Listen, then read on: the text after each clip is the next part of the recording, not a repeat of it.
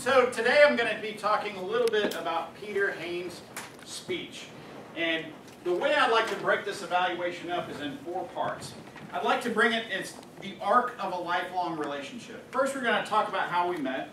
Then we're going to talk about how we have the relationship, how we interact. Then we're going to talk about how every relationship has some ups and downs, right? So we're going to talk about some of those ups and downs.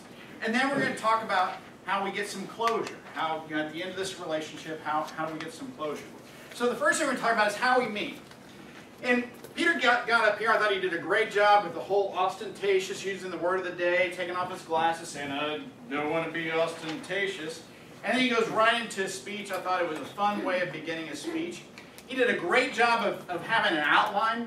And he talked about the 3 aspects of a relationship. He talked about starting the relationship, he talked about nurturing the relationship, and he talked about sustaining it. And then he gave examples of each one. It was a very, very well thought out outline. I thought he did a great job of giving those examples.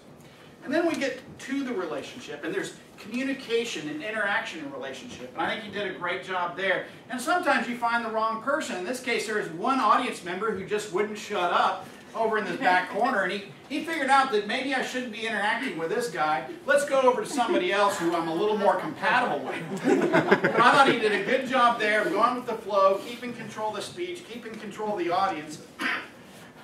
He also, my favorite part was when he talked about the kinds of questions a gal wants to hear from her significant other. I thought those were very fun. So I think he did a really good job on that part. Let's talk a little bit about relationships have some ups and downs. I think one of the things was that, well, again, one of the audience members was just a little too interactive. Maybe we could tone it down for some of you guys, please. The other thing was, there was one part where he talks about what's your favorite ice cream, and it's chocolate, and where do you live? I don't know. You're a lot smoother than I am, so maybe that gets it done. I would find that a bit creepy, I think.